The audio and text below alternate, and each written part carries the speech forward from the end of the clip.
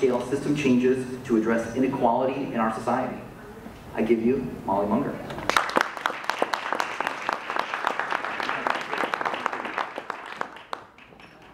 Good afternoon, everyone. It's a great pleasure to be here, and I particularly enjoy being part of these candidate forums. It reminds me of the vitality of our democracy. It reminds me of the larger campaign themes that are going on nationally, the importance of local activism, and a forum like this where we are all engaged in empowerment and learning about all the things that are going on and making up our minds and good decisions. It's just this is what America's about. And you guys are all great to be here. And I want to thank the United Latino Forum for all that they're doing and for letting us be a part of this today. I think what I would like to do is just take a few minutes and talk about, I have some helpers here that are going to come up in a minute, and I just want to set the stage a little bit. So, you know, who am I anyway? You know, what am I doing in your newspaper or in your life at all? I am a kid who was sent as a child to a little private girls' school, and when I was in 8th grade, I said, I need to get out of here. I need to go be part of the real world. This is just, I love it here, it's very protected, it's very sweet, but it isn't real. And I was very lucky that my parents let me go to the public schools in Pasadena, and as it happened, I went to the public schools, that were very diverse in every way, racially, ethnically, socioeconomically. And at the time I went to these schools, they were wonderfully funded. This was at a time when California was funding its schools 5th highest in the United States. And so what I saw at John Muir High School and at McKinley Junior High School was what it's like when you take a bunch of kids who are all over the map in terms of what happens you know, at their home at night. You know, some of them have a lot of things, a lot of them have very little, speaking different languages, coming from different racial backgrounds. All these kids, when given a chance, when presented with a really rich curriculum, activities, lots of mentoring teachers, you know, we had sports and yearbook and science and orchestra and band and all the things that went on, foreign language courses, travel. When you're 5th in the United States and you're really investing in your people, the people thrive, and these kids thrive. My classmates thrive. And that is the image that I have always taken through my life, is the treasure of all people, and how investing in people is like just pouring a little water on a flower and letting it bloom. And as you well know, you know, that's just not what we're doing today. Because of the background that I had in the public schools, when the riots happened in 1992, I by that time had become a lawyer. I was in the 34th floor of a skyscraper making the world safe for women lawyers.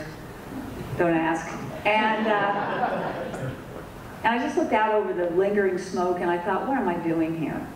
Who have I forgotten?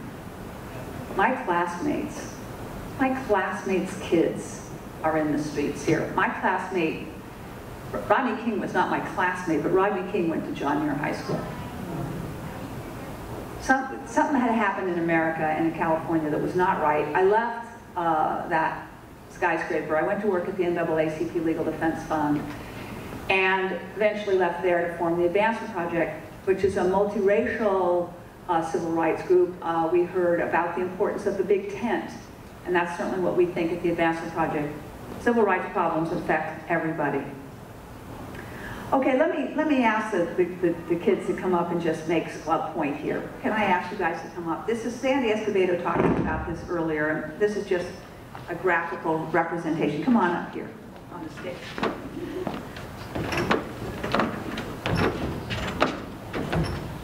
I think these are Arturo Aleman's grandchildren, is that correct? Yes. Yes. I'm very proud of them. Yes, here they go. Are they good? Very good.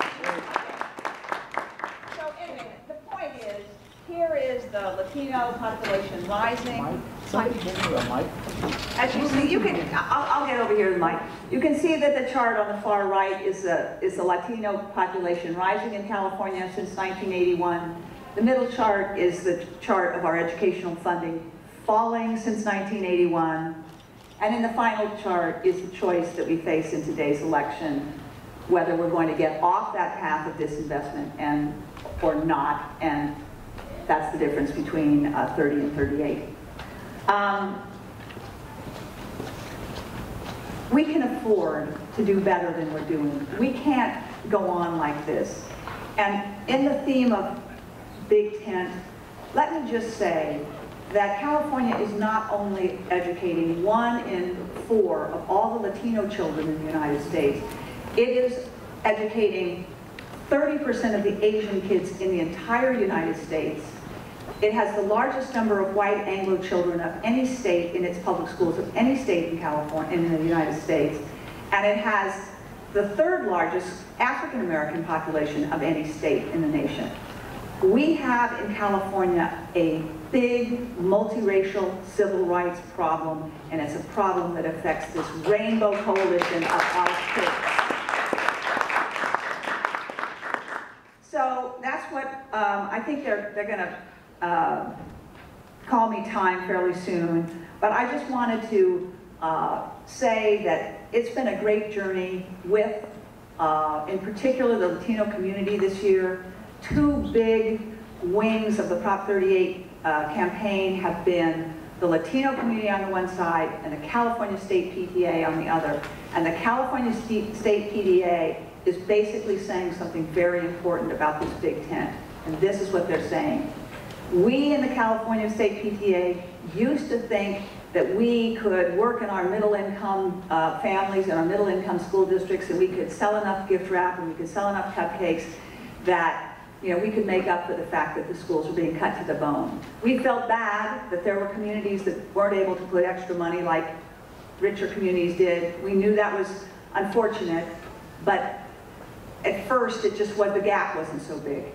Now, look, the cuts are so bad. At 47th in the country, the PTA is saying that even in our most upscale communities, we cannot bake sale our way out of education cuts anymore. So what we have here is in Prop 38 is this great tent that's uniting the PTA, Latino community, Asian community, African American community, people all up and down the state around the basic idea that we should not accept being 47th in the United States in education spending. It's just plain wrong, and we need to stop it. Thank you.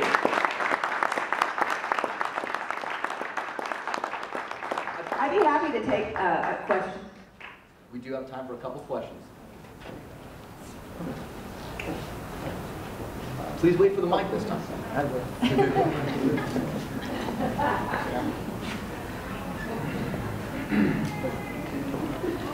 Okay, I got the green button. Thanks. Can you hear me now? Yeah. Okay. Put it closer, Closer to your face. Closer. Okay. Can you hear me now? A little bit very. I'll be hit. Can you hear me now? It's on, but it's not working. How about now? Okay. Can you hear me now? Yeah. Thank you. Okay. So the concept is very good. And first, can you tell us how much money this measure, and it's Proposition 38, how much it will raise per year on the average, say, for the next several years? Yes. Over its 12-year life, it raises approximately 11 million a year. In the near term, it raises 10. With a B, right? Yes, B, 10 billion in the near term, and then it goes on for 12 years, and over the life of it, it's projected to raise about 11 billion a year. Gotcha, gotcha. I think your staff person indicated that about 30%, of the proceeds would be eligible to go to other things, so that the rest of the state, I guess, isn't starved out. Is that correct? Well, that is true for the first 4.5 years. Gotcha. because we wanted to be sure of two things. Number one, we wanted to be sure that education was the principal focus of Prop 38. Our kids are the priority, and they get the bulk of this money. That's the whole point of 38. You want to help the kids? 38. Gotcha. However, we didn't want to leave the rest of the budget totally in the lurch at a time of such stress. And so for the next 4.5 years, until we can get a little more clarity about our budget situation, we are setting aside 30% of the money raised by this revenue initiative to help the rest of the budget, the non-school part. That's important. That's higher ed, that's public safety, it's all the things we care about. But this is the balance you seek. We're not 47th in higher ed, health, public safety, or anything else. Gotcha. We're 47th in schools, and that's K-12. why, yeah, K to 12 schools are the thing that we are really in a hall of shame over. So what we say at 38 is, you know, we need to help everybody else, but we need to be a big lift for the schools. Let's keep these people safe, but let's really lift the schools. And my last question, if I'm allowed, my last question is, it would be a graduated increase, if you will, in revenue or taxes to help fund this. Can you explain that just a little bit? Yes. We don't believe in sales taxes because we're a civil rights organization and they're very regressive. We're not opposed to you. I know, I mean, it does say Proposition U at the local level, but for a big statewide effort, we really like the personal income tax because the personal income tax is very, very progressive in California. The federal income tax is not, and it's all true what you hear about rich people don't pay at the top and Warren Buffett's secretary. And it's really true the federal income tax system is messed up. It's not true of California's personal income tax. In California's personal income tax, the bottom half of our taxpayers pay very, very little of the tax. And